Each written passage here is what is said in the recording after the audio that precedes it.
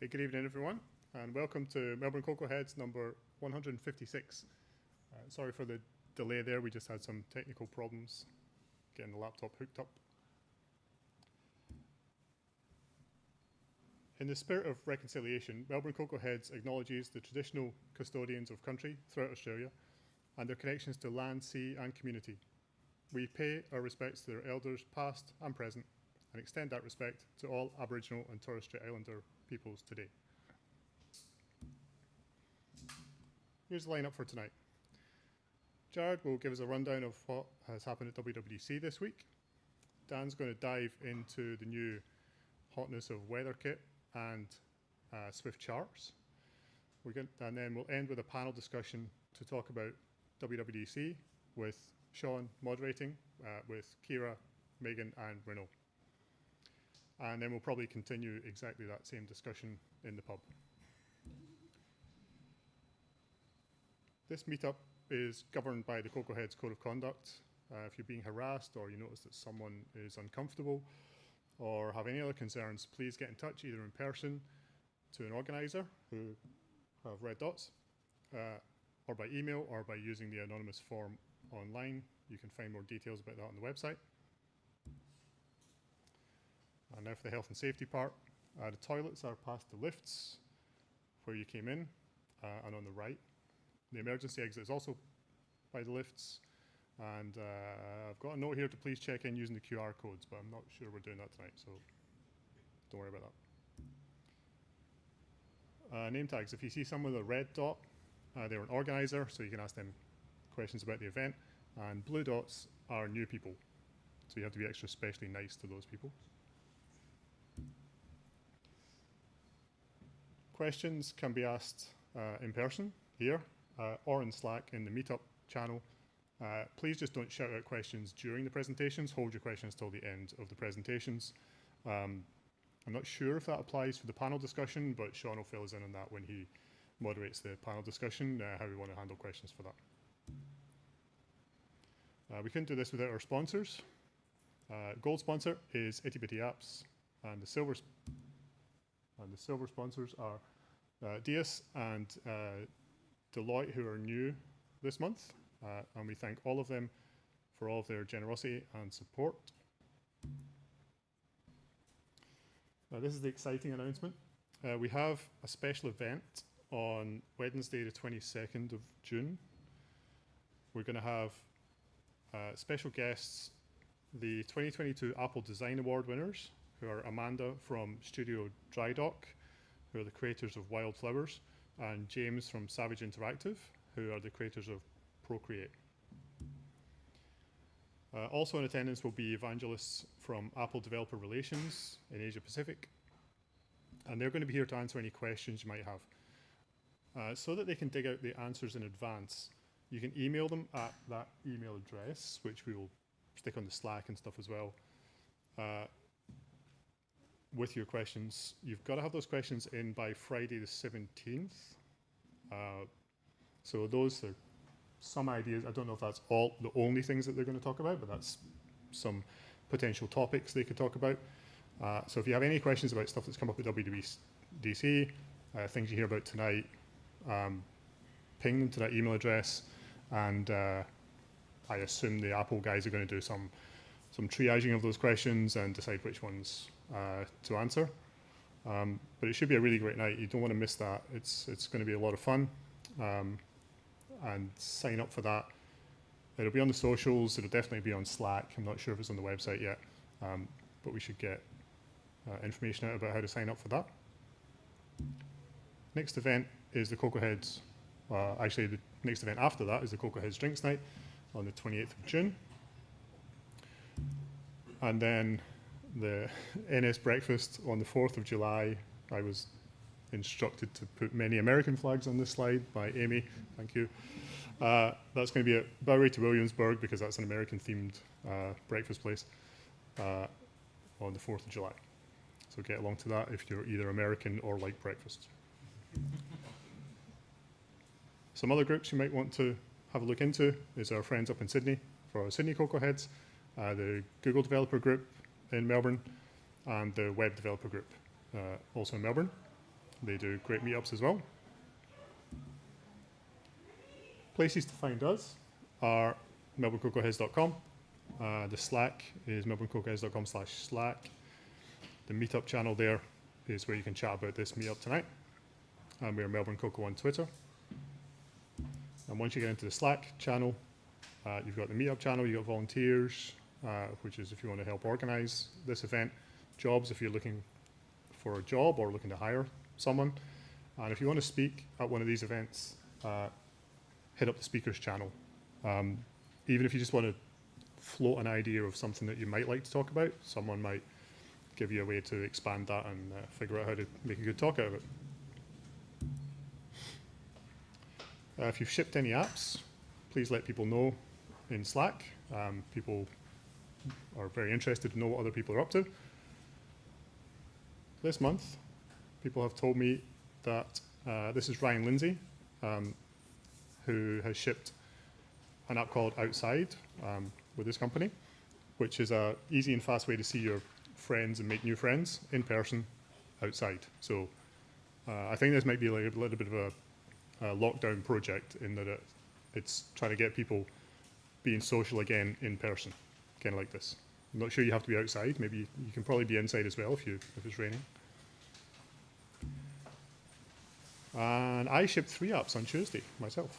Our new versions of all 3 of these apps, which have been completely rewritten from the ground up.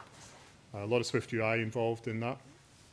Lookout is our base app, and the 2 other apps there are kind of white label versions of that for New Zealand and Australia. And these are apps that help get support workers and clinical support workers to elderly and disabled people. That's been a lot of work. That's like 6 months of work released this week. And I stupidly decided to release it in WWDC week because I didn't look at the calendar. Okay, on with the presentations. First up, here's Jared. Oh, there he is. Going to give us a rundown on the big talking points from WWDC.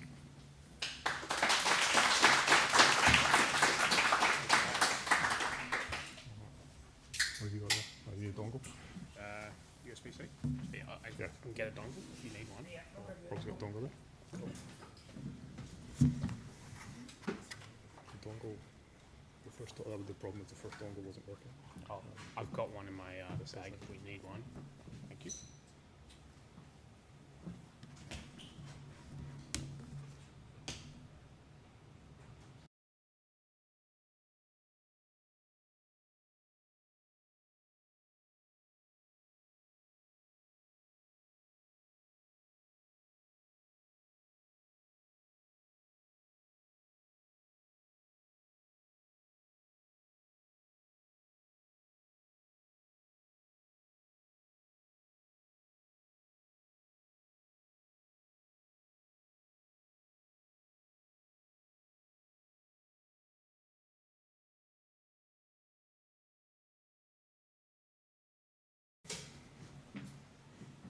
Alright, it's all there.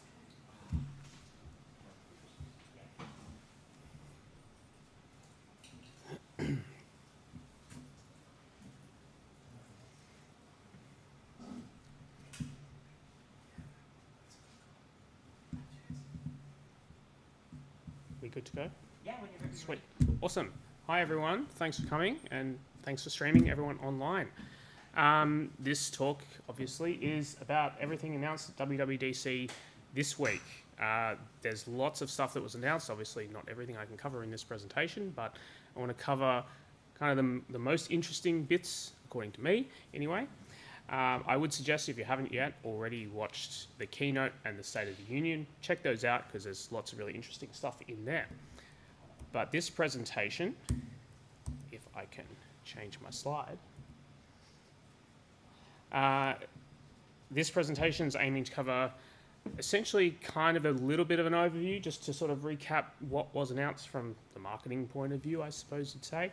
I also want to get into some of the more technical bits that would be more of interest to us as developers.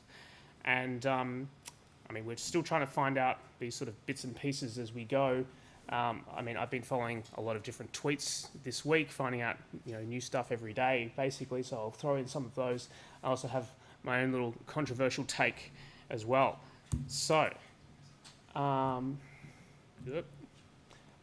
As always, with these sorts of events, people are always wondering, well, what's Apple decided to take inspiration from this year, we should say. And, maybe there's a few startups here and there or bigger companies that might be a little bit upset by some of the changes this year. And Tim will show up a few times in this presentation with his Sherlock hat to point that out. But like I said, there's lots of big changes this year. It kind of feels like a little bit of a catch-up year after last year. I mean, I don't know you guys, but I certainly felt last year was a little bit quieter than normal, maybe because of COVID. It's sort of hard for Apple engineers to, adjust to that lifestyle of working from home, working together. But it definitely feels like they've sort of they've caught up a little bit. They've certainly remembered that Swift UI exists, and they've really gone all in after a number of small features last year. So we'll start with iOS 16, but it's more than just iOS 16, because most of these features that were sort of announced actually are across all of Apple's platforms. And I guess the biggest question that a lot of us devs would have is, like, when can I actually use this stuff? Because a lot of us will have to support the last couple of versions, iOS 14, 15, when can we update our base version in our app, or what devices are we going to lose? So the last couple of versions, we got pretty lucky in that I think every device that could run iOS 13 could also run 14, 15. This year, not quite so lucky. Apple's decided, okay, it's time to cut some stuff, and all these phones are now unsupported for 16. So the iPhone 6S is finally dead, as is the 7. And somehow I was really surprised to see the iPad Air 2 is still around, but that could run 15, but not 16. So keep that in mind if you want to drop old versions. Most obvious front-facing feature that you probably see with iOS this year is new customizable lock screen. Customizable to some extent, not fully customizable. For example, the fonts. I think there's a preset bunch. There's like 6 or something that you can choose from. You can't have Comic Sans as a font. You can pick your tint color. Also, interestingly, is I thought this was actually quite cool. They've got some sort of intelligence with their photos. As you can sort of see, the foreground objects can actually go in front of the numbers, which I think is quite cool. And we sort of see that a little bit later on with some of the other stuff that they've got. They've also got widgets on the lock screen now. What's really interesting about this is that you can create your own widgets. It's not just Apple's stuff that they've got. And, you can make your own in your own apps. Interestingly, it's a new framework as far as I can tell, WidgetKit. You can use the same code across iOS and watchOS, so you can have one sort of widget that you can use everywhere, which is really nice. I wasn't sure, I haven't had time to look into it. I don't know how this affects the existing widgets for home screens at the moment. I don't know if that's like an old deprecated style or something, but maybe if anyone knows, let me know, because I'd be interested, or post in Slack. One of the more interesting things is live activities, which is kind of a persistent notification that just lives around on your lock screen in particular situations. One example they had here was for Uber. So instead of having to unlock your app and see, where's my car, how far away it is, you can just sort of get a bit of a quick update on your lock screen and get a general idea of where it is. So that's pretty cool. There's also sports scores as one example that you could do, which when I saw this, I thought this would probably upset a few of those live scores websites, but I guess it's time for them to make an app if they haven't already. They also have more focus stuff this year. So I don't know about you, I'm not personally motivated enough to set up all these focuses. I only use Do Not Disturb, to be honest, because it kind of just felt like a lot of busy work to set up. But I know that if I were to have a work lock screen, I'd definitely be using the classic haha business as my background. But if you use different focuses, you can have multiple lock screens. That's pretty cool. They've also got photo sharing capabilities in iOS, macOS as well this year. So one really cool thing now is when you take a photo, you see this little toggle at the top. You see that shared library. You can toggle that on or off, where you can send photos that you take to your, well, Apple really emphasized family here. You can send it to your family.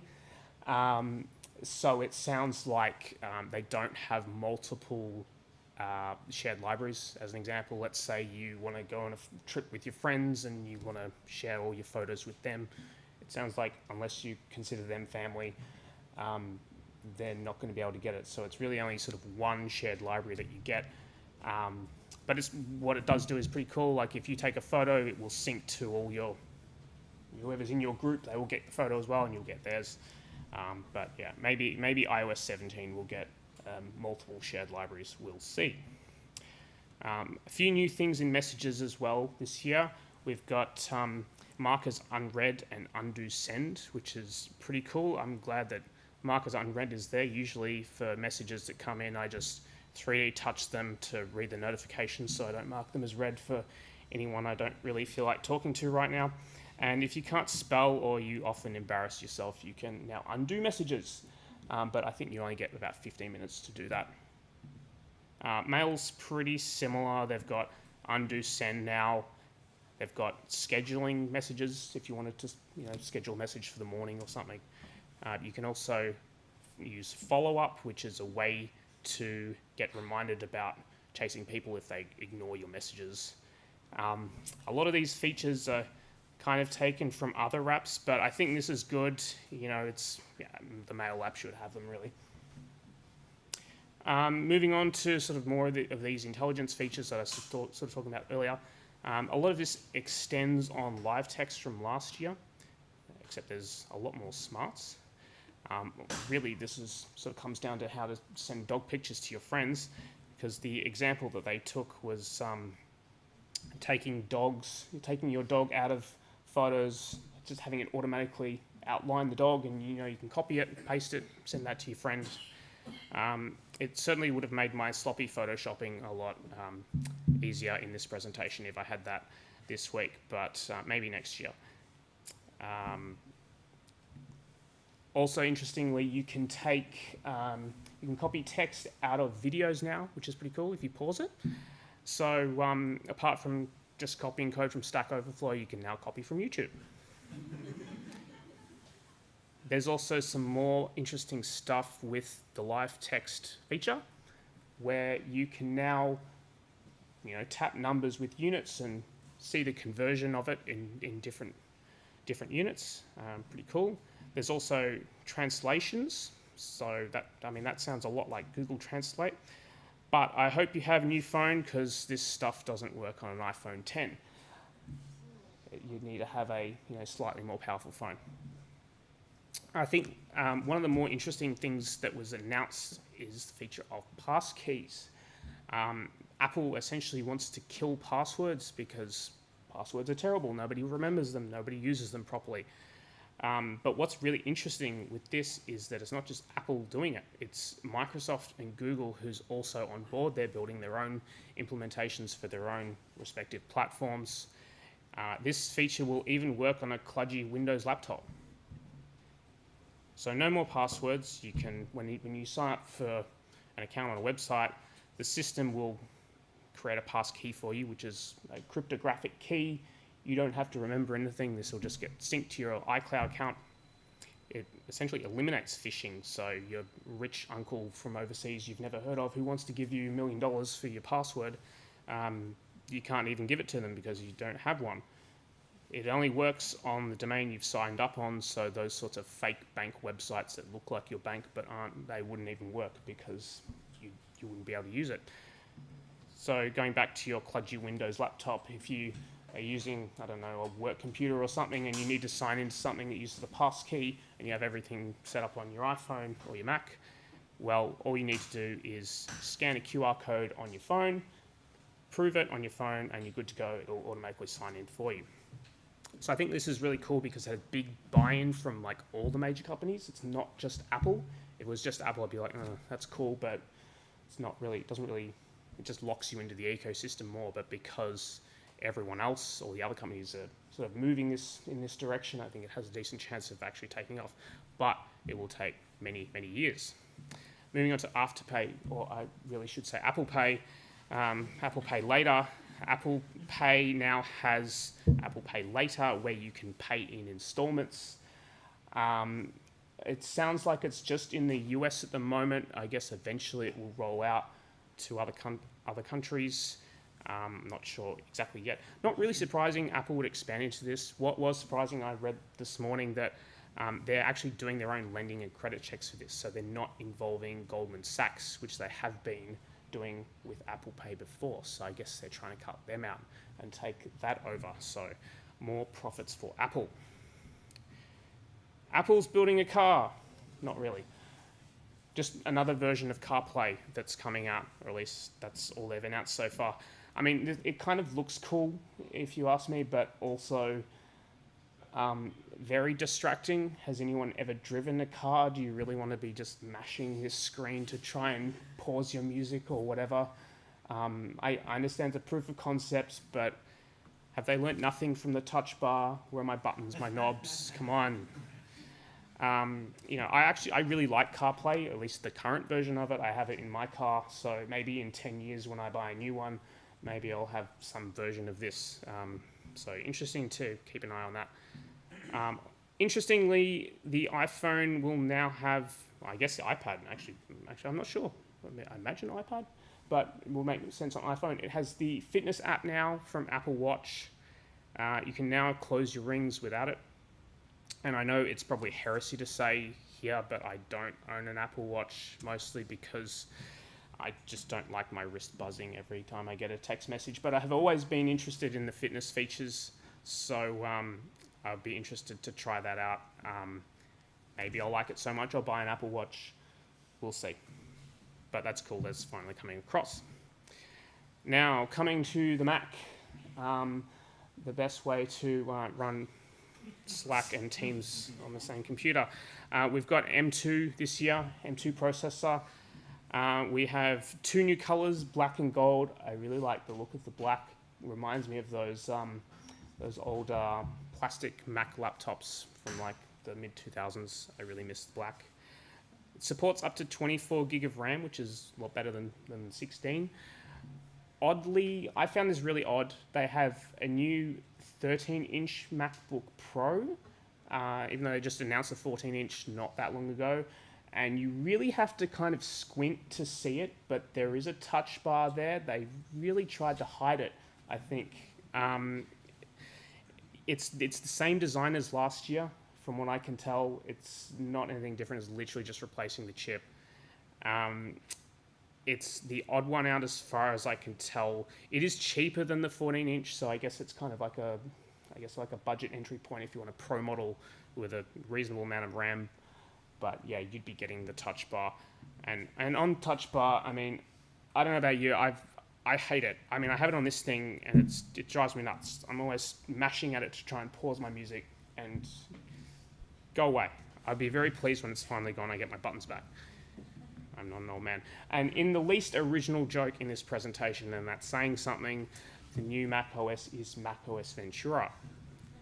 And it's actually, like iOS 16, it's cutting a few things as well. I was really surprised to see MacBook Pro from 2015 and 16 are gone, which doesn't feel like that long ago. But apparently, I guess Stage Manager needs the power. I don't know. Yeah, so they're unsupported. And for the stuff of memes and nightmares for Johnny Ive, you can now attach your phone to your Mac as a camera. I don't know if they're trolling us at this point, but like, why don't you just put the decent camera hardware into the Mac? People have been asking for a decent camera in that for years. The new Macs do have a 1080p camera, finally, but I mean, come on, did anyone look at that and be like, yeah, that makes sense, that's cool.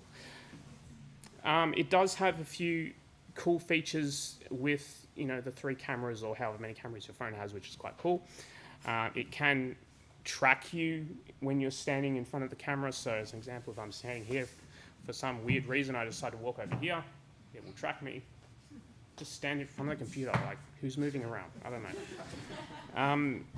One cool thing, though, is that you can see your desk. When I first saw this, I was like, what? Who's going to be doing card tricks? But I did think about it, you know, this would actually be quite cool for teachers, I suppose, you know, working in lockdown, trying to show kids their work. I guess that's a cool feature. But this does work on FaceTime, Teams, Zoom, whatever app you use. It's not just a FaceTime thing, but I don't know. It feels to me, maybe I'm just grumpy, but I feel like this team has too much time on their hands, honestly. Like, come on. New macOS also has this new thing called Stage Manager, which looks a lot like Mission Control. I don't really know what the difference is. You've kind of got 2 docks now as opposed to 1, and you've got spaces, and it's just Mission Control, but different. I don't know. It's on the iPad, which I think makes sense here because we don't have Mission Control, but I guess they want to make it, you know, have one and have it on the other. Makes sense, I guess, but anyway. Also on iPad, you now have overlapping windows for the first time, and you can resize them. So essentially, Apple's adding a whole bunch of features to the iPad to make it feel more like a Mac, to, you know, get those Mac users by an iPad. And with that in mind, they also have now external display support, which is kind of cool. But I hope you have an M1 iPad, because none of this will work on any of the other iPads. So I hope you didn't buy an iPad mini 6 months ago, because you are out of luck. And speaking of bringing Mac-like things to the iPad, the Files app has a few other features, not really that exciting, but things that should have been there. You can view folder sizes and change file extensions. So, yeah, really, really revolutionary stuff. Even more revolutionary, weather after 12 years finally comes to the iPad. Yes. Thank you, Apple. Finally. Still no calculator, though, so hope you don't want to add numbers together. Most interesting bit here is that this weather data is available through a new framework called WeatherKit, which is being covered in the next presentation, I believe, so I won't go into that too much. Weather data, I saw, supposedly does include some Bureau of Meteorology data. I don't know what that means exactly, whether that's just for satellite. I was always been a bit worried about this app in that, you know, it's never really that accurate for Australia, but we'll see. Hopefully it's better this year. So a lot more stuff that was covered in the keynote and State of the Union, but that's kind of the high-level important stuff, I guess, that I would, you know, probably say most interesting. So I want to get a little bit more, you know, developer-centric here. So that was a very quick overview.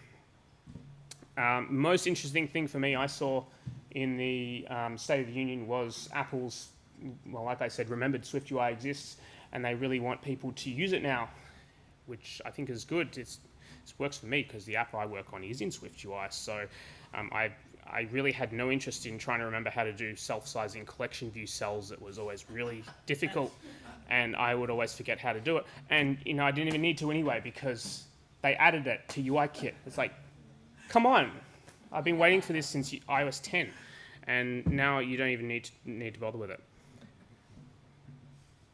They also have an interesting UI collection view cell where you can just inline Swift UI code. So if you haven't looked at it too much, now you can start progressively implementing it, which is pretty cool. I think if you want to start implementing Swift UI in a UIKit heavy app, collection view cell, table view cell, probably a good place to start. So really the biggest thing this year, I would say, is that they've really tried to plug a lot of the holes in Swift UI, and there were a lot, particularly on macOS. It was feeling pretty neglected, I would say. Even iOS was missing a lot of things from UIKit that just hadn't been ported across, so we needed a whole bunch of wrappers to get it. But a lot of those sorts of things have been sort of improved and fixed. We have a few things here. I'll just very quickly run through them. To start with, Navigation Stack, which is a complete replacement of Navigation View. Navigation View is now deprecated. Interestingly, is they want to allow programmatic navigation, so essentially allowing you to very easily support deep linking. Like if you receive a push notification, you tap it and you want to go to a specific screen, it's now a lot easier to do that by just using this navigation destination method or modifier. And they've also got, they allow full access to the navigation stack as well, which is really helpful. Let's say you want to have a button that takes you back to the start of the app, or say you log out, you just want to clear the stack. Much easier. We finally get split view on iPad, which was one of the missing bits from UIKit that we didn't have. 2 or 3 column layouts is supported. We also have share sheets, which is, I actually didn't even realize this was missing from iOS, but it's good that it's there. You just would have had to do a wrapper before in UIKit, a UIKit wrapper in SwiftUI. Mac also gets Windows, so you can make an app that actually feels like a Mac app. You also get menu bar items, so lots of stuff that makes SwiftUI usable on a Mac. Really, Swift Charts is a new framework, which again I think is covered in the next presentation. So I'll just give you a very brief overview. You can get lots of very pretty looking graphs, no more third-party libraries to do all this stuff, and only a very small amount of code to do that. This looks really cool. You get all the animation for free, looks very nice. Yeah, looking forward to trying that one out. So yeah, lots of good stuff this year. I'd suggest checking out some of the videos on SwiftUI for a bit more detail. Now, this is my controversial rant at this point, which I prefaced at the start. As good as this all is, it's not all rosy because it's still tied to OS releases. I don't know about you, but like the apps I work on, I still support iOS 14, 15. Maybe by the time 16 comes out, we'll drop 14. But still, I'm not going to be able to use this stuff when it comes out immediately. Now, this is one little feature that has really bugged me in particular. So the bottom sheet. They actually added it to UIKit last year as an official Apple thing. They had it in apps, like the Maps app, for ages, and you're like looking at it, I'm like, how do I get that? I want that. They added it to UIKit last year. Didn't bother to make a SwiftUI version. A whole other year later, we finally get the SwiftUI version. If you haven't seen it, it's just this little bottom sheet that you can slide up and you get a more detailed view. Anyway, I use this in quite a few spots in my app, and at least with what they've added in SwiftUI this year, very simple, only a very small, very few number of lines of code to do it, very easy, awesome if you're just using iOS 16. To give my own app a little bit of a plug here, I work at Airwallex. We have our own bottom sheet implementation. We support iOS 14 as a base. We made this ourselves, the bottom sheet there. Now, let's say I want to migrate from our version to Apple's version. And like I said, maybe I'll move to 16, but maybe not immediately. We'll probably support 14 for maybe a few months after 16 comes out. So what do I need to do? On iOS 14, I need to support my custom version. iOS 15, I can use Apple's version, but I have to wrap that UIKit version in some SwiftUI wrapper. And on 16, I can finally use the native version in SwiftUI. So that's three implementations for essentially the same feature. Fair bit of fragmentation, I'd say. A lot of fragmentation. Where do we always hear fragmentation? People always reference Android when we hear fragmentation, because there was always, Samsung would have some, weird version of Android that they modified, and, Android users never get to update. They're always like, 10% of users have the latest version of Android. But Google has actually done, from the developer experience, has done a lot in the last few years to address this. And I would say that they're actually doing it better than Apple is. Google's OS adoption is still terrible, but in terms of developer APIs, like a lot of it is in a shared library now. It's completely separate from the operating system. So what Google has is Android X, they have this set of libraries that are completely separate from the OS. So when they want to release some sort of new feature that really has no business being tied to the OS, they can just throw it out there and let people use it. They're updated frequently. Number of channels, like you see, there's like stable channel, beta, alpha, etc. Just as an example, these dates here are just the releases for Jetpack Compose this year. Jetpack Compose being the SwiftUI equivalent for Android, either alpha, beta, or release. And for things that aren't quite ready for release, they have a separate library to that library called Accompanist, where it's kind of like a lab-like environment where they'll play with things and see what works, what doesn't, and sort of get consensus on, is this good enough to finally go into Compose? And when it is, they add it and take it out of the library. So you'll see the bottom there, insets, they developed that within this library, took it out and then put it into Compose. Now, maybe this is controversial. I don't think Android is fragmented anymore. I think iOS is. I mean, don't get me wrong, I love developing on Apple platforms. I would much rather be a full-time Apple engineer than an Android. But Apple needs to do more. I think not every feature should be available on every old version. I don't think anyone expects that. But why can't some silly view update bottom sheet that's really just a different kind of modal be available? Why do we have to wait 2 years before we can use that? It's silly. Why don't they make it like Swift? Even Swift concurrency works going back to iOS 13.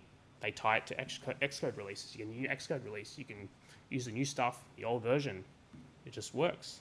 Why isn't Swift UI like this? I wish this was one thing that Apple would Sherlock. Give me a shared library. So that's me on my high horse. I'll come down now. Thank you for not booing. So moving on, I just want to finish up very quickly. The state of the tweets. Twitter, I find, is the best place to get all the good news on WWDC from all the people who dig through all this stuff and post what they find. So here's a few quick things I found. So in an app, when an app tried to access your pasteboard in iOS 15, you get that little toast at the top. Commonly see that on Facebook. Now in iOS 16, you have to actually give the app permission. So suck it, Zuckerberg. Apparently, Xcode has a new tool to help reveal what parts of your compilation takes the longest. So if you have, a file that is not written in a way that the compiler likes, it takes, a few seconds longer than you'd expect to compile, you can now see it in a nice graph. So that's pretty cool. There's also new human interface guidelines, which is really nice. So check that out, send it to your designer. This is a little bit sad. I don't know whether people like skeuomorphism or not, but this is one of the last things that's sort of stuck around, but there's no page curl animation anymore. It's, you now read from a deck of cards. If I can replay that. No, go back. Sorry, I've skipped ahead. Okay, I've got to stop clicking. Sorry. Should have looped that video. All right, as you can see, we're reading from a deck of cards rather than page flipping. So a little bit sad. Interestingly, SwiftUI's implementation of a list no longer uses UI table view behind it, apparently. So maybe I can embed it into a scroll view now without it breaking. Maybe. I haven't tried it yet. My boy. What have they done to my beautiful boy? No need to repeat yourself when unwrapping in Swift 5.7. You can just cut the bit off if wet now, which is nice. And I didn't expect this one. Bitcode is going away. Haven't looked into this too much yet, but apparently, yeah, Bitcode's dead. So there you go. So thanks for coming, everyone. Hope you learned some things, and yeah, thanks.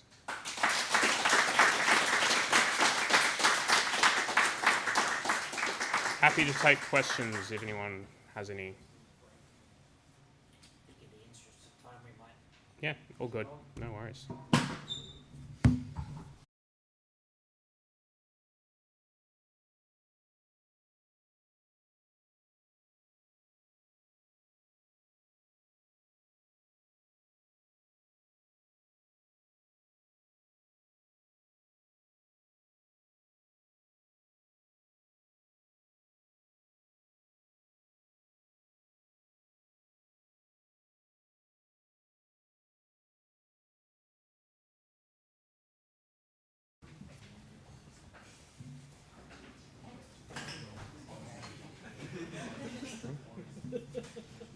Cool. Thanks, Jared.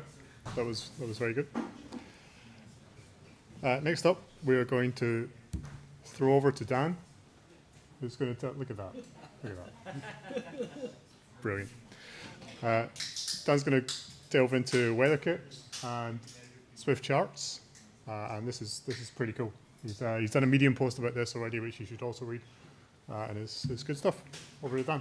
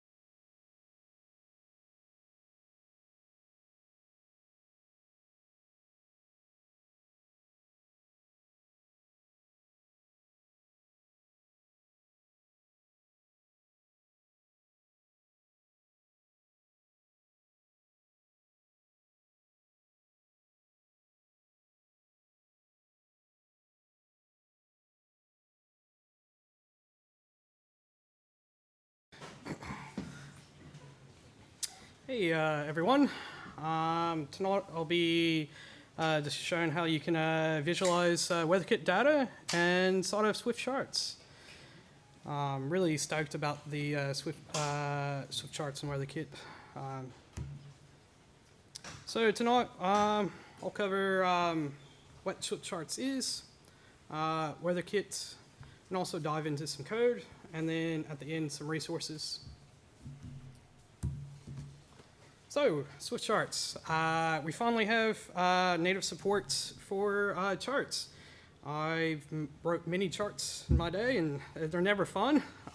They can be, but you're always missing some accessibility features or various animations that make your life, like your app, look much nicer.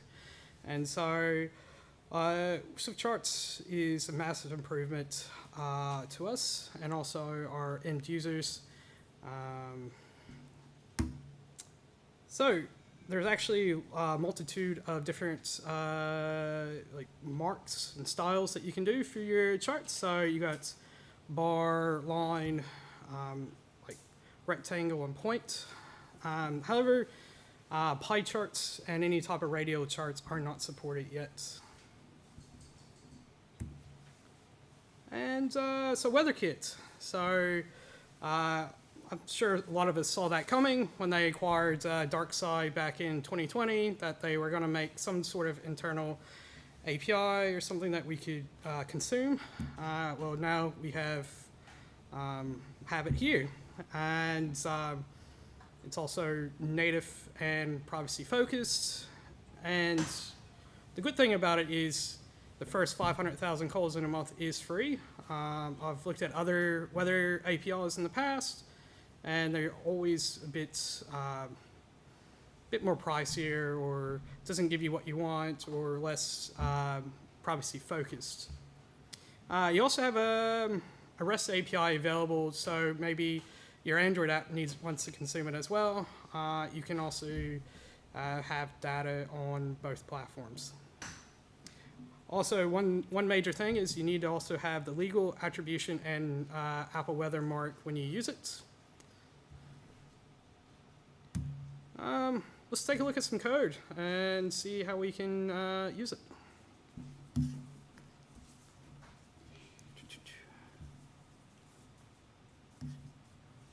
All right. Can we do that? There we go. Actually, that's not going to help me too much. I need to share my. Yeah, I just need a mirror.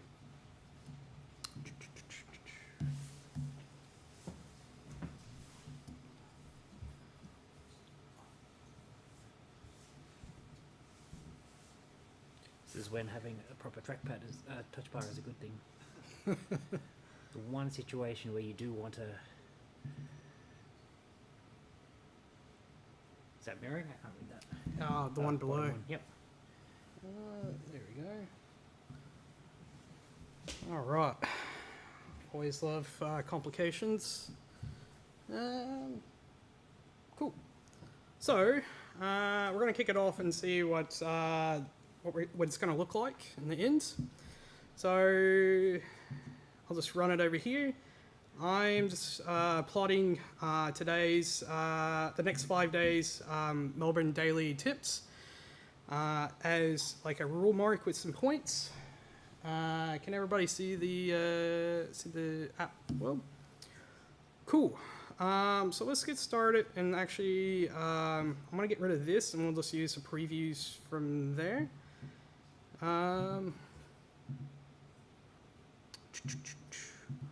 So how can we fetch the data from WeatherKit? So before we can actually consume any data, we actually need to register our app ID in identifiers in Apple Developer Dashboard. We need to make sure that we also have capabilities in App Service tab, the WeatherKit checkmarked, and then we can start consuming.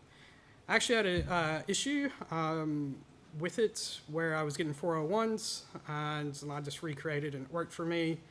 But some of my friends have not been so lucky, and they're still getting 401s. So I guess it's still early days for consuming the data. So I've just created a little weather fetcher, just observable object, with also just a daily temperature array. That's a published variable. Over here in the daily temperatures, I'm just grabbing a day, the min and max for the day, and since it's identifiable that the charts need, I'm just having an ID here. We'll come back to this extension here shortly. So down in the Fitch Daily, I didn't actually want to can hit this, just given the nature of the limited amount of calls I can do in a preview. So I just had guarded on that. And then down below, we can actually create a weather service. It doesn't take any initializers or anything, it's just as is. I've actually, just for sake of time, I've hard-coded Melbourne in because it takes a core CL location. And since, so weather service, there's actually this dot weather for, and you pass in the location, and you get all your data. It's very nice. You get like literally everything. But if you want, you can actually specify certain parameters that you want. There's daily, hourly, current. From my perspective, I just rather this grabs all the data at once and maybe cache what I need and use it at a later point. Hourly and minute might, you might want to get that frequently, but could get expensive. So at this point, we have this daily forecast that I have here, just grabbing weather.daily forecasts, and then it has forecasts, which is just an array of multitude of forecasts. This actually, the weather itself is actually quite big. Let's see. Actually, I thought I was actually saved at that location. Okay, I can't actually find it now. It's all good. There's a lot of data that the weather provides, but daily forecast is what we're going to grab. I only want to show the first 5, so I'm just prefixing it and mapping across it before setting it to the publish variable. Let's go take a look at the charts. So I'm just observing on the weather fetcher, and down here in the body I have these charts. It's a bit more or less like list, where you just pass in your identifiable array, and then you can consume it.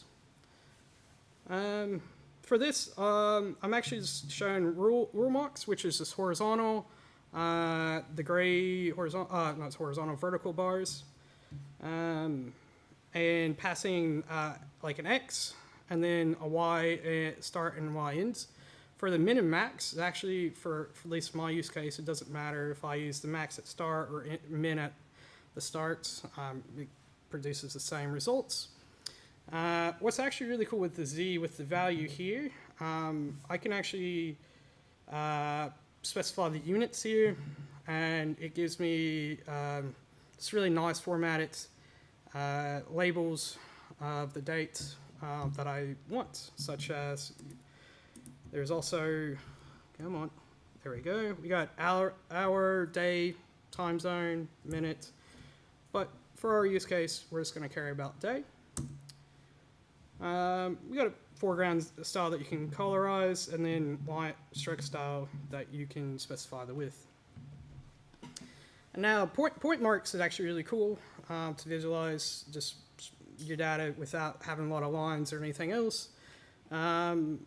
More or less, I have 2 of these here. It's just the same, one for low temperature, one for high. And you can actually, what's actually cool with the foreground style here with these, you can actually group them by family, I guess, so family of lows or family of highs, and it will just automatically set these colors accordingly, which is really nice. Going back up to rule mark, actually, we could literally just replace this with a bar mark, and it should update. And yeah, super nice. Also area mark as well. For this data set, I don't think an area mark is so necessary, but very easy and very intuitive to use. Some stuff I had trouble with yesterday before the Raise the Bar video was released this morning was actually styling and changing the range. I messed around with it and wasn't able to get it to work the way I expected. So I have this chart Y scale, and before I did this, it would start at 0 as the starting bit. So I'd actually just created this extension just to grab just a min-max close range to provide to it, to give a bit more like a better bounds instead of a lot of white space. And let's see. And also, I wanted to place the y-axis stuff, like the data on the leading side. By default, it seems to be on the trailing side. Of course, this is await, async and await fetch, so I'd toss this in the task. What's actually really cool about this this year's update, you can actually visualize all this in color scheme, like color scheme variants,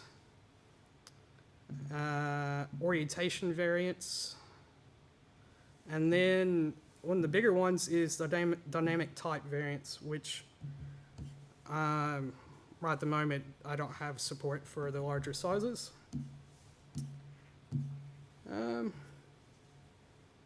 Yeah, that's all I have today. You can find the resources here. The repo from the talk, introduction to the charts, and deep dive into styling the charts, and introduction to WeatherKits at these URLs. Anybody have any questions, or are we in interest of time? All right. Questions, yeah?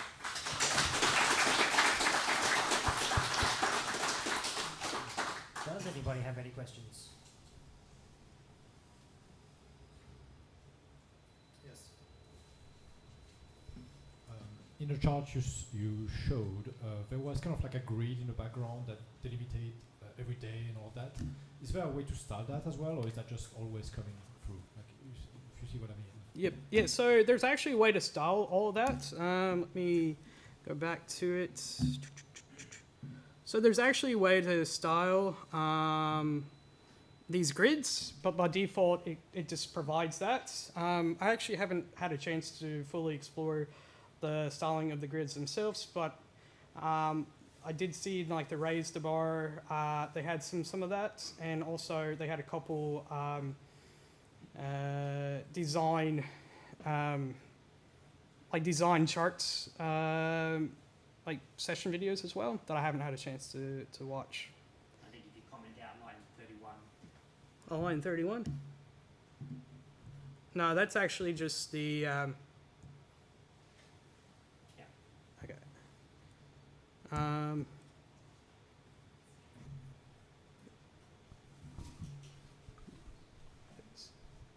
Maybe this is extending on Renaud's question a little bit, but was there anything that you found relating to styling that you felt was missing?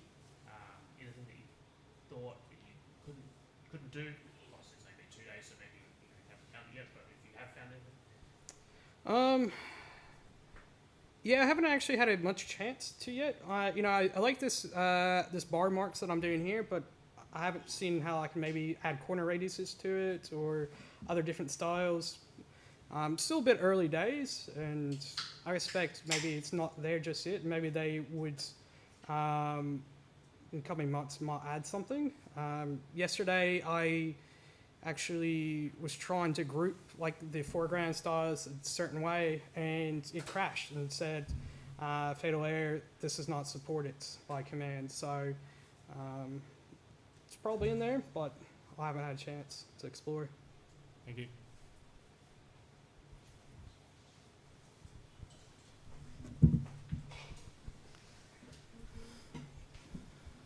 So I heard that you mentioned in the beginning that you said the previous chart that you have used so far doesn't support good in terms of accessibility, like the voiceover and things like that.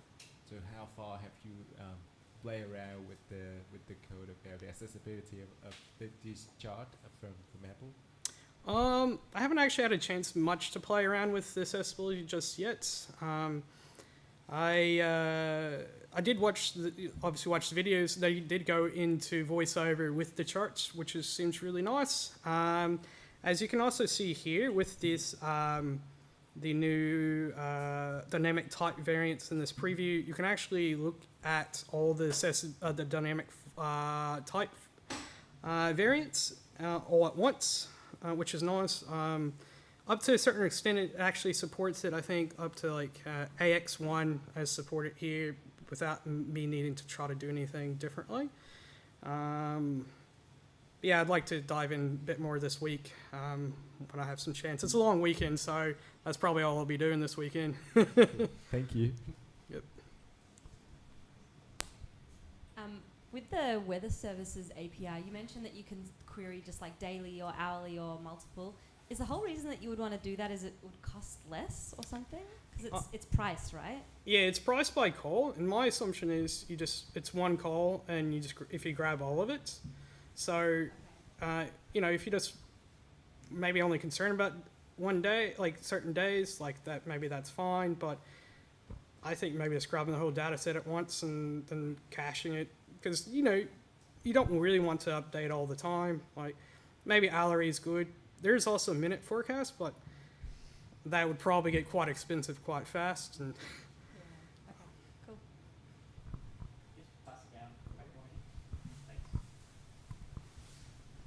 Love your work. It's very good. Did they talk anything about sort of like large data sets or large graphs, or like scrolling through large sets of data? They did in the raise bar, but I don't think they fully went into full scrolling. They actually showed some interesting, like you can add gestures to it and maybe grab certain parts of it. Some assumption maybe add like a gesture in there and maybe be able to scroll.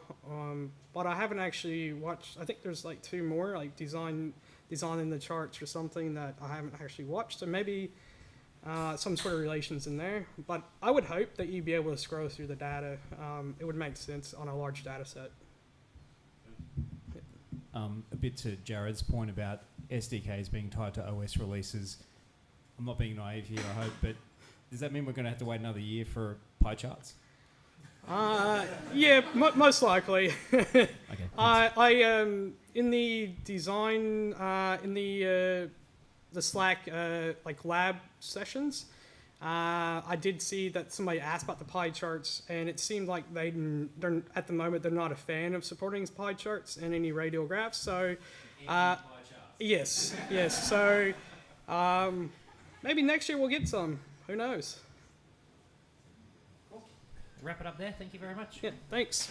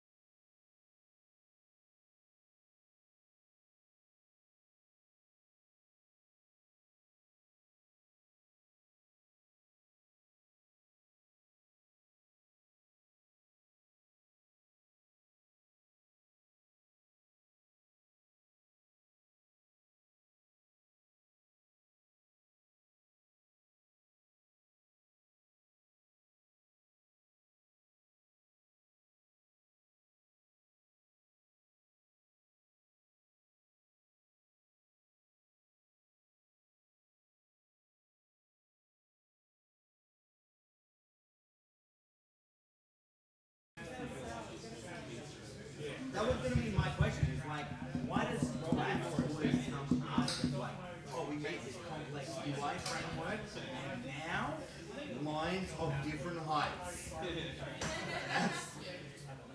This changes everything.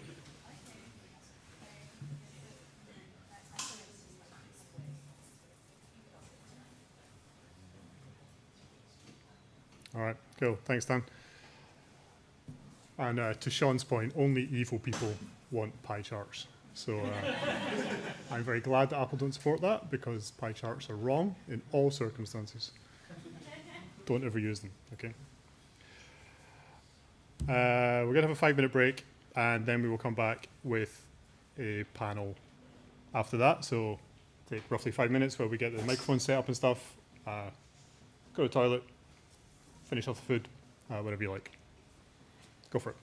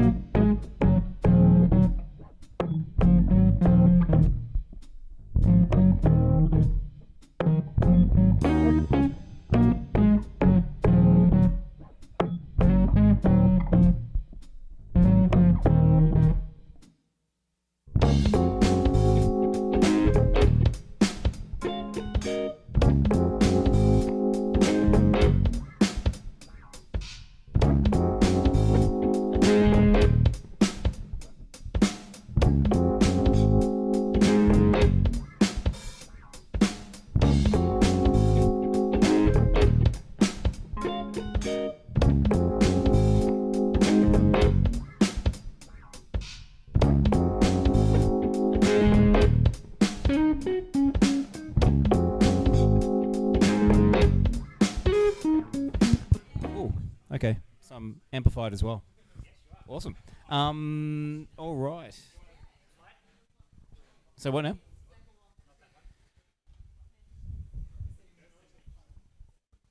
Five-minute break is over.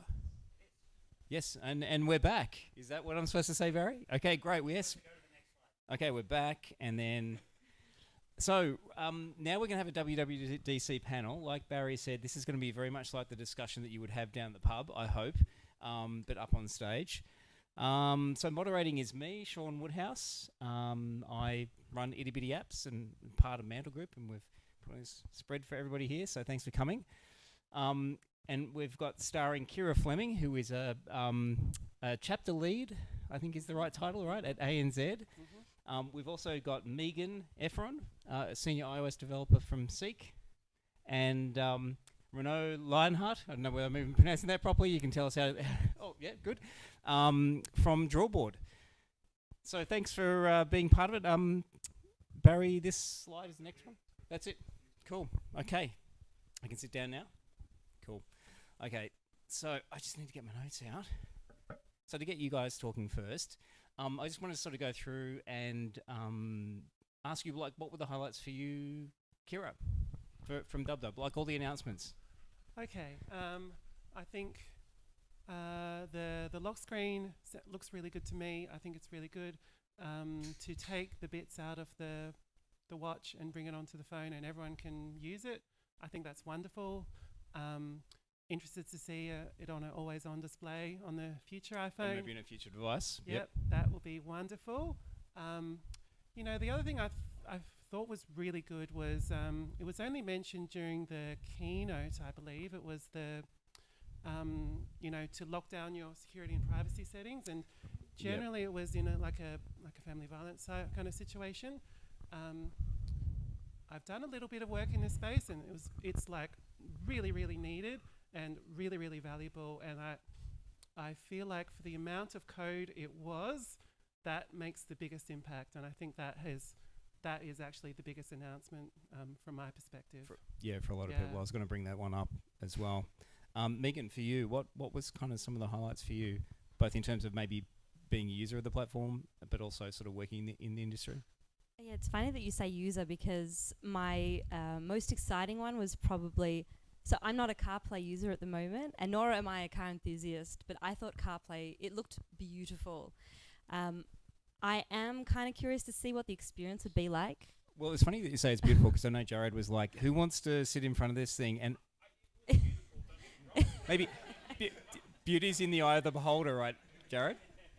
Yeah, well, it is customizable, I think. Like, they kind of really quickly went through it, but you could kind of see the dashboard change a little bit. So I assume you can take widgets out if, you know, it's a bit too busy. But I kind of like the idea that you would see your own things, and then the passenger would see, you know, maybe they can control the music or something. And it just looked beautiful. I think on that, I think one of the comments that was made was, are you going to rely on your phone being in the car to get the dashboard to come up? Now, obviously, the car makers have to have a default dashboard. So when you bring your phone in, then all of a sudden it's going to be something completely different. And so that might be a little bit jarring for people who might be like, oh crap, I left my phone in the house, or for your partner that might not have an iPhone, and then all of a sudden they've got a completely different experience to you. Might be quite interesting to have that bipolar kind of car experience when you jump in there. Yeah, it's going to be very interesting. I'm also kind of curious to see which car manufacturers are going to actually pick it up as well, and how long that's going to take, because it's like, let's say Mercedes, they have their own unique style. I just can't imagine them putting this like full screen Apple display dashboard in their cars. Like I kind of wonder like how that's actually going to how they're going to buy into it. I think they did put a slide of all the manufacturers that had announced they were going to adopt it, but maybe a little bit like deprecating devices. Your car will be deprecated, and you'll have to wait for the next model before you get the ability to do those kind of things. Yeah. Another one that I really liked, which is a bit controversial, was the desktop view. So that's the one where you can you can put your phone on the laptop and you can kind of see what's underneath. And that would have been really useful for me I thought it would be really useful for me a month ago, because I was trying to demo to my team VoiceOver on iOS. You can't do that on a simulator. So I had to join Zoom on my computer and join Zoom on my iPad and flip the camera and then kind of straddle my iPad to show everyone what I was doing on my phone. And I was telling a colleague, oh, this would have been so good for me. And he was like, well, if you're using your phone though as the camera, what are you going to actually demo on? Yeah, and I realized it's completely right. A test device, right? Exactly. And I think from a tech perspective, we can't really use any of the new stuff because we support iOS 13 at Seek. So all of the new iOS 16 stuff is really cool, but in 3 years we'll be excited about that. So I'm really excited about all the Swift stuff, like all of the any and some that they're kind of working with, and also all the Swift concurrency stuff, which we're only just starting to use now. So what you're really excited about is the stuff that was announced 3 years ago that you can use now? Exactly. Right, yes. okay. Exactly. Renaud, any particular highlights for you? No, I'm going to second the lock screen. I think for everyone that hung out with me for the last couple of years, which is nobody, I was complaining a lot about the lock screen. It looked quite dated. It's been there since iOS 7. I never liked it. I never liked the local notifications really. And the fact that they finally refreshed it is a breath of fresh air. And especially live activities, I think, feels like somebody finally thought about, okay, what do push notifications really solve? And do we need push notifications? And for a lot of use cases, actually, like sports and deliveries and whatnot. And I made the mistake of subscribing to an electricity wholesale provider that has every half an hour a specific price for electricity. And I would love to have that on the lock screen, because how many times do you have to unlock your phone and launch an app to just glance at something quickly? You lose 5 seconds to do that. You can put that on your lock screen and have that in real time for things that are really important. So it's going to really save, at least for me, and I'm sure a lot of other people, a lot of time. It's going to be really neat once we see what it's capable of, and especially use the fact that it's tied to focus modes, and we can have a work focus with the calendar, let's say, with a meeting coming up during the day. At home we have something else. Really great stuff. But overall, I think what I really loved about that WWDC is not necessarily something specific, but more like the vibe of it, of the fact that there seems to finally, it's been a couple of years now, but there's finally a vision.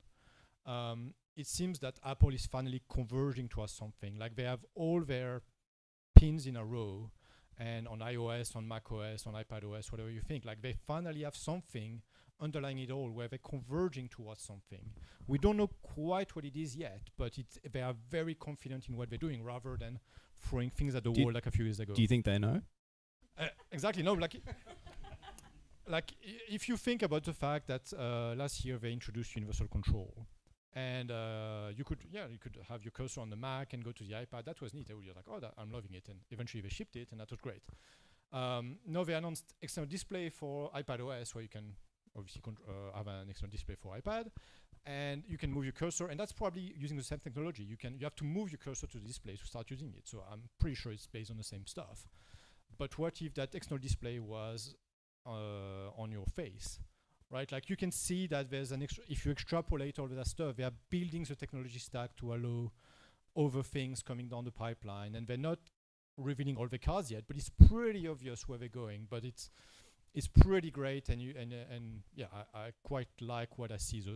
Again, the vibe of it, the confidence they have of showing everything on each of the platform. Like Stage Manager, obviously, is going to be something very relevant for whatever they're doing next. So yeah, they, rather than a few years ago where iOS 10, iOS 11 were releases that were quite they were waffling about. We didn't really know what they were doing. Like there's a feeling of like they're going somewhere, and I feel confident of being in that ecosystem now again because of that. When I saw the Stage Manager thing, the first thing that came to my mind was an extended desktop, right? So you've got your monitor there, you're still looking at it, but with your AR glasses, you've got things off to the side. So it seemed, like it would be a natural progression, and it's probably why they've got it on Mac OS and iOS and whatever OS comes out next.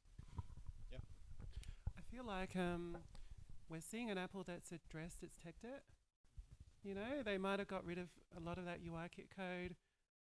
They're building on SwiftUI themselves, which they weren't doing earlier on. They weren't doing it in the 13 days. Certainly not. I think, this confident Apple is achieved from that technical uplift, right? They're getting rid of Objective-C code everywhere. Every single release, you can see it changing. So I think this is what we're seeing, and that's amazing, right? Yeah, part of that was the slide, right? That everybody talks about. The slide that says Swift and SwiftUI is the best way to develop apps moving forward. We're still obviously going to support that, but the fact that they say it outright now is really great for people that embrace Swift and SwiftUI, not necessarily for people that don't really like it, but at the very least they have now a strong statement that says, this is where we're going, and if you don't like it, you better find something else. But at the very least they have somewhere they're going, and we can follow that same line. So I did want to ask the panel about SwiftUI, because obviously, clearly that's the future of app development across iOS and Mac OS. Megan, how much is Seek? Have they already adopted SwiftUI? What's your plan for transitioning to doing more of it if you're not already? I'm a bit sad to say that we don't do any SwiftUI at the moment. We're definitely thinking about it. We've been thinking about it from a little bit before this WWDC. We do have a couple of questions that we are trying to figure out. Like, for example, what kind of architecture do we want to use? So kind of doing a bit of research and experimentation around how that might look, because we already have an architecture that exists really well for us, and we kind of want to know if what we have that exists in UIKit can kind of fit into SwiftUI somehow, or if we need to change it a lot. And the other question that we have is, how do we test SwiftUI? Because SwiftUI at the moment, the views kind of seem like a little bit of a black box. Like, I don't know in unit tests how I can assert that I've configured my button to call a view model, or maybe I want to present an alert and I chained that to the right view. So I think like some of those things I don't really know how that works, and unit testing or just quality in general is our absolute #1 priority at Seek. And so we kind of need to have those questions answered before. I know you can kind of do some introspection, and maybe you can like dig into what the UIKit view is under the hood and test that possibly. So there is a lot of magic that happens from what you declare using SwiftUI to what's actually generated at runtime. And I guess there has been bugs in SwiftUI or sharp edges that they're addressing, but that implementation might change over time as well. So exactly. That does make it a little bit hard to kind of do those kind of assertions. Kira, I know ANZ has an interesting story around this. Do you want to tell us a little bit about their journey? Well, yeah. I'm probably not the best person to talk about it. There's people later on that can give you some more information. So we are using SwiftUI for new code, except for about 10 cases where it doesn't really work for various reasons, either performance or it's missing something or what have you. We're lucky in this regard that our minimum is iOS 15, so we've been able to use it in places. So yeah, it's been okay. I'm thinking, to Jared's point, on the Android Jetpack Compose side, there's absolutely no issues, and we're going to 100%. I don't know if we'd get there with iOS just yet. I see some shaking heads here in the audience. Yeah. It might be the same thing where it'll be years before we get something that is suitable for 100% just yet. Renaud, Drawboard is quite a complex native iOS app, iPad app specifically, or is it iOS as well? iPad first, but also right. iPhone. Okay, yep.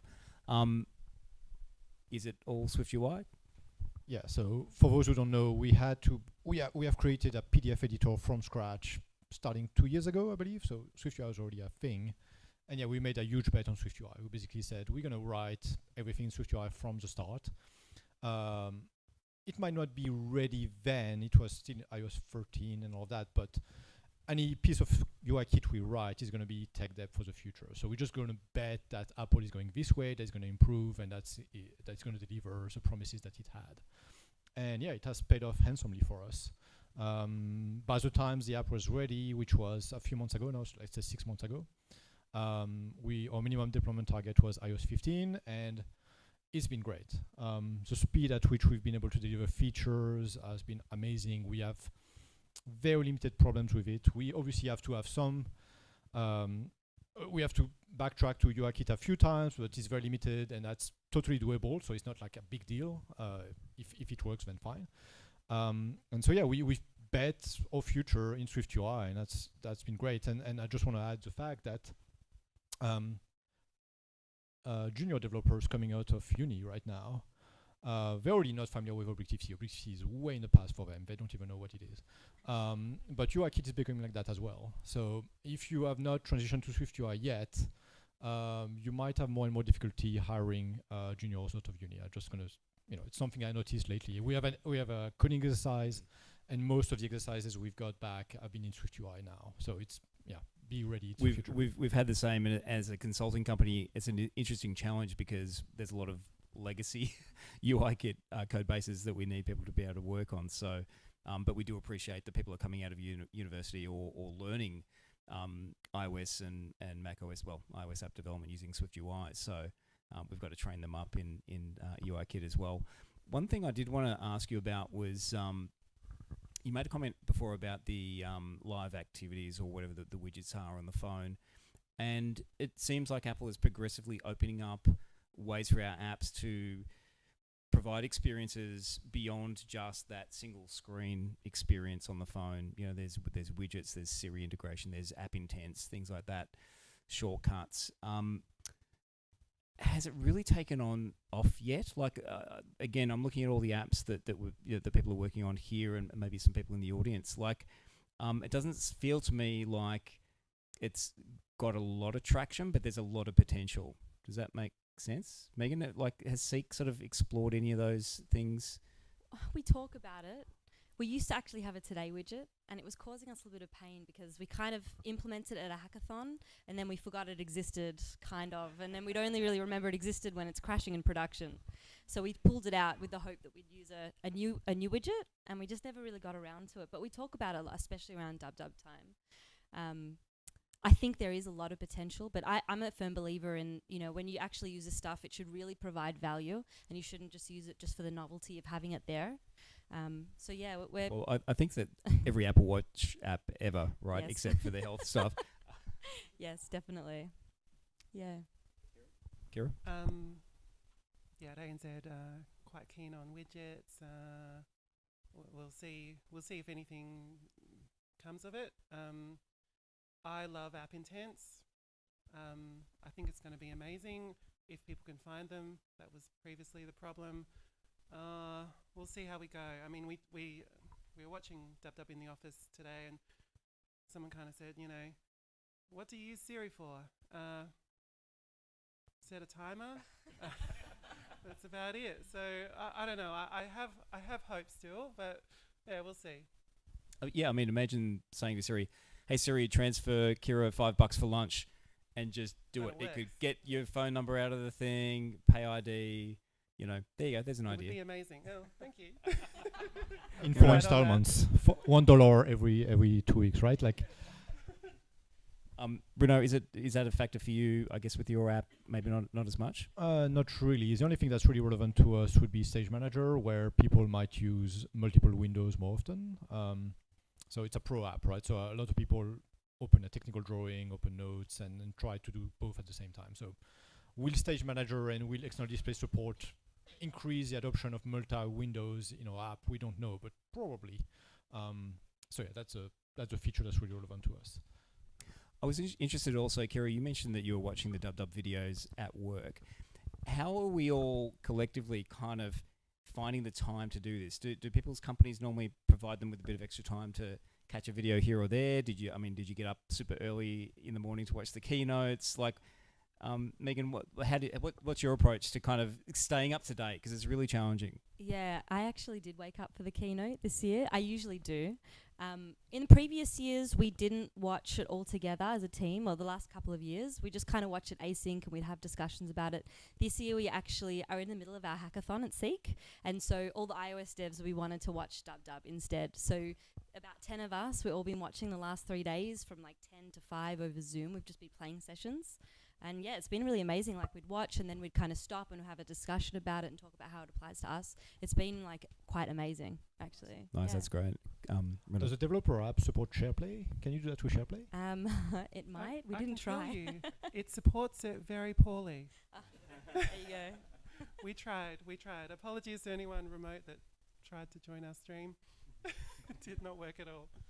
Kira, but there was a bit of a push today to let your team watch those videos as well, or at least for a period of time. Oh yeah, absolutely.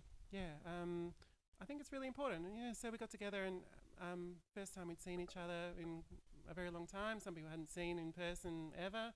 Got some pizza. It was lovely, actually. It is one of the things I think a lot of us really miss is this time of year. It's getting cold. It's winter. Head over to San Francisco, boiling hot, San Jose, whatever. Hang out with a whole bunch of like-minded people, normally from Australia. And it was just a great week. And I think it's something that a lot of us really miss, and hope that maybe some other people here who didn't get to enjoy that experience do in the future. Renaud, do you have any sort of fond thoughts about or memories of WWDC that you can repeat here on stage? I mean, we met at WWDC, right? So yeah, that's a good point. No, I mean, beyond that experience. Okay, yeah. No, DubDub. So for those who don't know, I used to work for Apple, so DubDub, I always went to DubDub as an Apple employee. So it's not like I mostly hung out with people during the day. I presented one year, which thankfully was not recorded in video, just in audio. But yeah, no, like you can feel just, especially like I'm going to talk about the point of view of working at Apple, right? Like you work all year at your desk and you don't necessarily realize how much of an impact you have on people, on developers or whatever. You just do your work and you fix your radars, work on the features. And when you finally go to DubDub and you share like a day with everybody else, that's when you feel really the energy. And it's pretty amazing to feel like, oh no, like I've done something significant, and everybody's super excited, and it motivates you for the rest of the year, so you can go another year and then we feel like, okay, well, they're gonna wait for something more next year, and I can't wait for them to see what we're doing. It's I remember that fondly. So that DubDub experience, like I'm sure the Apple employees nowadays I still have that feeling of like, even if it's just a keynote, but having that feeling of like, okay, people are getting really excited about what we announced. So it's all worth it. All the sacrifices, all the hard work, and it's going to deliver great apps and great products to a lot of people over the world. So that's why they're doing it. And so every year you go through that cycle of building up towards DubDub. It really is the main event for most of the software developers at Apple, right? Yeah. Like you don't think about it until like a month or two before, and then suddenly everybody's getting quite excited, and things have to be fixed really quickly, and yeah, like you, it's a really really exciting time. And then like we say, file your radars or file your feedback really quickly after the WWDC, because yeah, like there's a very limited time for developers at Apple to pick up these feedback reports and then try to fix it before the GM has to come out. So. But also, like right after DubDub, everybody takes a vacation. So there's like a 1 to 2 weeks buffer where everybody is like completely exhausted, takes a vacation, and then comes back in July, let's say, and then starts picking up all the bugs. So you have a couple of weeks to file all your feedbacks, and then yeah, like people will try to fix that before it's over. I'm just thinking about some of the kind of weird and wacky things that were announced. For me, that room scanning API was like, wow, God, they've gone really down a niche path there. And obviously it's really useful and practical for a lot of scenarios for interior designers, and IKEA, I'm sure, will use it. But it really seemed quite niche. Are there any kind of, Megan, were there some things that you sort of thought, wow, I'd never expected that SDK? I'm actually a bit surprised that they introduced the weather services now. I feel like that's going to be the API that everyone uses for their like intro to Swift projects, or their interview tech exercise thing. Yeah, exactly. I can't think of anything else off the top of my head that was that strange. I think that was it for me. Kira, any sort of thoughts? Anything just sort of came out of the blue that you sort of thought that you just weren't expecting? I can't think of anything tech. Just the wackiness of the videos and the sheer amount of puns that they're loading in the videos every single time. It was honestly too much today. They're certainly ramping it up. Per minute is just like more than one. Yeah. Yeah, there actually was a moment during the keynote when Craig, he went through the corridor and he was like going really fast, but then it was like slow motion and he kind of just went like this in his hair. That was an absolute highlight for me. I wasn't expecting that. I thought the tracksuit was pretty big highlight for me. I think everybody wants to know where to get one. Renaud, anything in particular for you? No, not really. Just little bits that were picked up after that, but nothing announced during the keynote. But just as a note that I have, right, something that I'm really happy about, very obscure, but like it's always been my belief that the OS vendor is responsible, obviously, for the experience of the users. And so far on macOS has done a poor job at installing and uninstalling apps, because a lot of the apps you install, I'm sure, have some kind of like install assistant that has to install a launch plist on the file system so they can have something running in the background. And we've done that on Reveal, right, where you have to like it's really gross code where you have to actually write a file, open that file, send some message to a daemon that says, hey, I've installed the file, so now look at it. It's awful. And I'm like, why haven't they fixed that problem? And apparently, I haven't looked at the details, but finally this year they have an API that allows apps on macOS to register launch agents and launch daemons pretty much natively without having to do all these gross hacks. So that's going to simplify a lot of these apps that have to have some kind of background component to run, I'm pretty sure from the App Store directly, right? So all the stuff that allows you like, oh, I need your admin privileges to install some kind of helper applications or whatever. That's supposedly, again, I have to look at the details, that's supposedly finally going to be fixed. And I'm like, finally, that should have been there like 20 years ago. I mean, so yeah, I think also from the user experience, I heard that it will tell you when an app has done that, which is a little bit more obvious than just, hey, give me your password, I got to do some stuff. But also I think there's a system preference pane as well that lists properly everything that runs at startup and all that. So anyway, somebody again like took the time to think about, okay, what is gross about macOS nowadays? Let's fix it. Let's finally do something that solves that problem, because the app installation experience on macOS is not great. So this is the kind of little touches that I like to see. It's like, okay, even in 2022, after like 20 years of macOS, somebody's still saying, you know what, we're going to fix these foundational things and make it, better for the future. Yeah, awesome. Hey, we might just take a couple of questions from the audience, I think. I can run out. If anybody's got a question, stick your hand up and I will. Okay. Do you want? Yeah, I'll repeat it.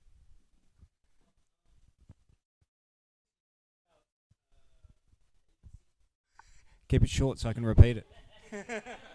I won't remember it otherwise.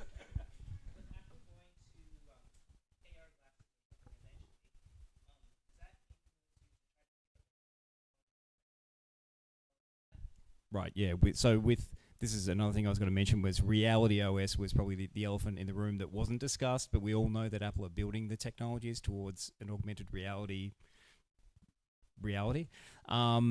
And so does that, or even with the announcements that were made, so they've made some more progress in that area. Does that influence you in technologies that you choose to adopt?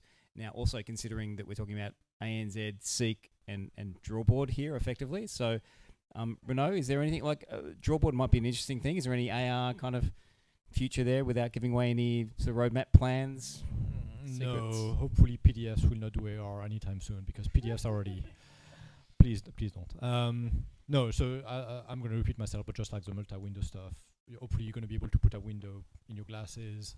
That's pretty much it. So you'd be looking for more OS support rather than sort of in-app support. Okay. Megan, searching for jobs in augmented reality? Yeah, maybe if you kind of pan your phone, you can see all the jobs laid out. Well, maybe you could have like a scorecard for all the people in the audience for the businesses that they work for. Yeah, And maybe. go, I'll talk to Jared because Airwallex is scored highly or something. I don't know. I can't think of any use cases for it, but possibly some really out there ideas that, you could use AR. But yeah, I'm not sure. Oh, no idea. Can't even think of a crazy thing to do with it.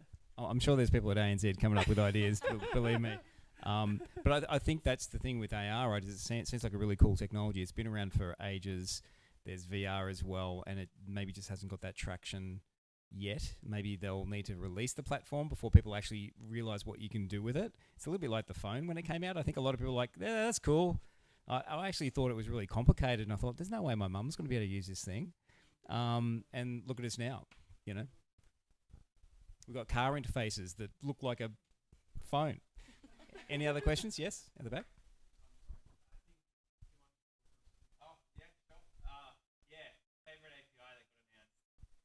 Favorite API that got announced. Do you want to go It's first? going to be pretty niche, but for us, the fact that they have set functions for CGPath, so you can unionize the sets, intersect them, subtract them. That's going to be really useful for us. So yeah, favorite API for sure. I don't know if you consider this an API, but the Swift package plugin command. Yeah, that looked really cool. Yeah, super interesting. I'm very keen to play around with that. Anything to do with concurrency? I think that's all that new stuff is wonderful. I'm not a developer anymore. I'm post-technical. But the distributed actor stuff sounds really exciting and scary because I come from an era where distributed things meant leaking memory everywhere. So yeah, I don't know. That sounds like a really cool thing. Like I can talk to another process like RPC, like in 2022. So that's another node they've been trying to crack for like a good 15 years now. Like They had distributed objects back at Next Step, right? The idea is not new, but they came up. First of all, like Darwin is based on Mac messages, which is a very powerful IPC system. For those who have never used it, it's from the 80s, so it's very rough to use. And on top of that, they developed a lot of over IPC mechanisms that are fairly simpler to use. And then they got XPC going, which they thought was the final solution, but XPC is also pretty annoying to use. They got NSXPC connection, which is again another abstraction on top of that.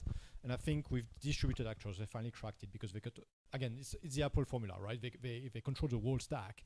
So from the kernel all the way to the language, they got all the pieces there to develop a great experience, to basically like not even realize you're talking to another daemon or to another server on the cloud or whatever else. I think the potential there is immense. It's actually the culmination of a lot of groundwork that they've laid in the language and experience and learnings that they had. And finally, they got something that's like, okay, if you just combine the language support with the kernel support, with that ID, with all of that, we have something that's super powerful. And all you have to do is do a try await or whatever, and you do. This is a code that happens somewhere, somehow. You don't have to know, but this is a line of code, and I think it's wonderful. Yeah. Not an API, but I think a lot of people were surprised about WeatherKit for iPad OS. Was that something people were like, wow, that will open up a lot of opportunities? I don't even know what that kind of would and lead just to. to add something else, I've been really happy to hear that Swift has been ported to the Secure Enclave, and also bits of Foundation are now implemented in Swift. So even if you are 100% Objective-C app and you link against Foundation, you are a Swift app because underneath it all there's Swift. So they're finally executing on that idea of Swift being that language that runs from low-level, bare metal, embedded systems all the way to like app development. And that's something that they announced when Chris Latner went on stage and on Swift, but we haven't, we had high ideas about whether we should work or not, but it actually is happening right now. And we should all be really happy that the devices we work with or we have in our pockets and all that run more Swift because it's a more secure language. And we need to be able to move away from C, C++, and all these unsafe languages that are also very unproductive. Error prone. Only psychopaths write C++. That's always my I thought you used to write C++. Yeah, that's why. But Google, for example, for a few years had I've started developing this OS called Fuchsia, written mostly in Rust, And a lot of smart people have been working on it for years, and they have the right idea, because it's obviously a Hail Mary, it's a long project, but they're getting there. I think they already have some devices that run Fuchsia rather than the Linux kernel. But if they get there, that's going to pay off handsomely, because they're going to have a fairly powerful language that is safe and secure to write their whole stack. And Apple wasn't there yet. A lot of the low-level layers in Apple systems are still written in like C, C++, and Objective-C as well. And so finally to see that effort coming to fruition and finally getting, we're seeing Swift in these environments, like, okay, they are getting there. And hopefully we're going to see Swift adopted internally by Apple and maybe other places as well, but by other teams. And by extension, things are going to be safer, faster, and also teams are going to be more productive. I mean, we all felt how much more productive we were by adopting Swift, hopefully. And so imagine someone that has to write C++ all day, again, I've been there. And now you are allowed to use Swift in that environment. Like, how happy are you? Like, we always talk about the fact that the Swift compiler engineers have to use C++ all day, and how they are miserable on Twitter every day because they have to use C++, right? It's a common trope that they have. But what if they could use Swift? What if, again, the Darwin kernel engineers could use Swift? What if the firmware on your AirPods could run Swift? Like, everything would run better, I assume, and faster and safer, and features would come out faster. So this is something that's going to hopefully pay huge dividends down the line. So I'm very happy to hear that they're giving us a sense of, like, Swift is starting to make its way down the stack as well. It's not just like this high-level language, and so I'm happy to see that. So if you'd like to know more about the future of computing, feel free to join Renaud later for a beer, and he'll tell you more about it. We had one more question out the back there.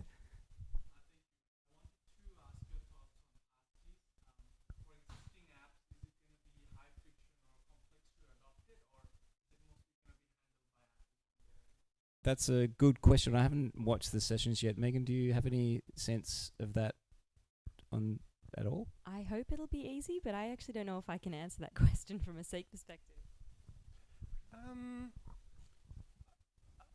We had just watched the concurrency chat, so we didn't want to go back into another really complex one, but I'm really excited by it. I think it'll be quite easy to adopt. I'm really, really excited about this one in particular, especially the fact that it's a standard. We can use it everywhere. One of the best things I've seen this year, we do a lot of authentication work. Can't say if we're going to look at that one just yet. Solves a lot of the problems that we've already solved, so we'll see. But yeah, like, I'm really excited. I would not say it's difficult for servers to implement that. So yeah, it's amazing. It's going to require some coordination, though, right? Between. Oh, absolutely. Yeah. I don't know about the browser support. Does Edge support it? Does I don't know. I think there'll be some issues for a while. But I think we all recognise it's probably one of the most significant announcements as well. Yeah, for just the way we use our computers, and finally being able to log into my dad's accounts. Just by saying, "Dad, just press this," and it will log you in, because he can never remember his password anyway. Passwords are so difficult. We probably all do okay with passwords. There's so many people that don't. So I'm really, really excited about that. Awesome. Hey, we might wrap it up there. Oh, sorry, that's a question. That's not 5-minute wrap-up call. Rob? From the Slacks. Okay, what have we got? When do we think Siri will get some focus? It feels extremely subpar considering how much live. Okay, so when do we think Siri will sort of become useful? Is a summary, or have some TLC? And so what the commentary is that it's a bit lacking at the moment. Okay, it's been around a long time. Yeah, Kira, it looks like you want to say something. Oh my God! Microphone up to mouth already. Okay. All these assistants and Google Assistant and Alexa and all of them are in the same boat, where the marketing went ahead of the implementation. I don't know if it can be salvaged at this point. Everyone's been trained that these things are not good enough just yet and not worth your while. So I don't see how you can fix this one. If I was a product manager at Apple, I probably would not put in effort into that one. Oof. Megan. Yeah, it does. It does seem like a bit of a cycle. Like it's just still not really there yet. It doesn't understand a lot of things that you ask it, and so I think like a lot of teams aren't really that motivated to contribute to Siri shortcuts or whatever they need to get their products working. I with guess Siri. because if people's experience of it isn't good to start with, then they're probably not going to try and use your app's features using it. Exactly. If that makes any sense. Exactly. It's funny though because I actually use Siri a lot. My house is automated, so all of my when I'm lying in bed, I say turn my lights off. I absolutely love it. Everything else is still not that great, but if, depending on how you use it, it's still pretty good. I think instead of Siri, you could have 3 buttons, right? Yeah. The lights, what's the weather, set a timer. That's all I want. Any love for Siri, Renaud? No, in my opinion, Siri and Echo and Google Assistant, all of these things, they're all the same. They just glorify kitchen timers. I have to admit that's the only thing I use it for. But there have been 1 or 2 occurrences where I've used it and I've been delighted and surprised, but it only takes one time for it just to have no clue about what you're talking about. That I mean, it even it comes on every now and then when I'm just talking normally. It's like, what are you doing? Barry. Okay.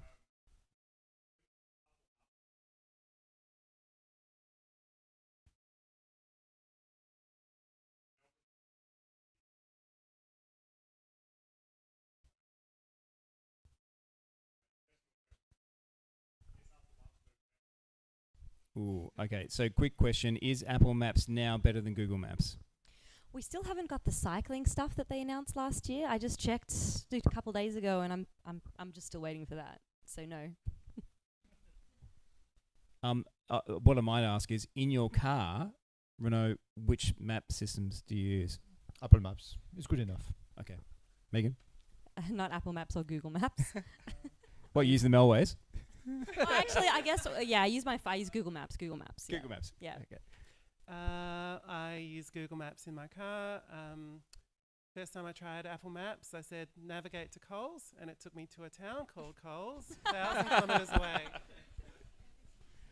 Then I turned it off. I think that's a wrap for tonight, but thank you for joining me on the panel, the post-dub panel, Kira, Megan and Renaud. Hope that was an enjoyable experience, and thank you everybody for your questions. Thanks, Sean.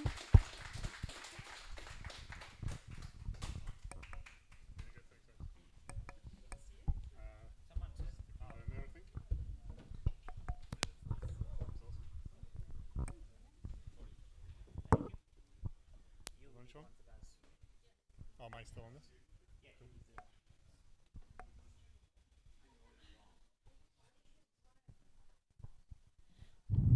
Number 1, still on.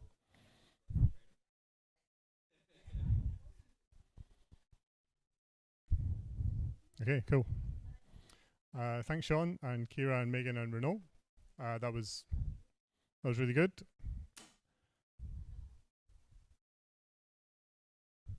I know we're going to wrap up.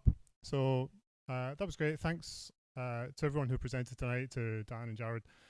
Another shout out to our sponsors, Itty Bitty Apps, Dias and Deloitte. Another reminder that we have the drinks night on the 28th of June. We have NS Breakfast on the 4th of July. I've missed a slide there about the event on the 22nd of June. So remember to check Slack for that. Let's go. Irish Times. We can go to the pub. Yeah, let's do that and continue these discussions.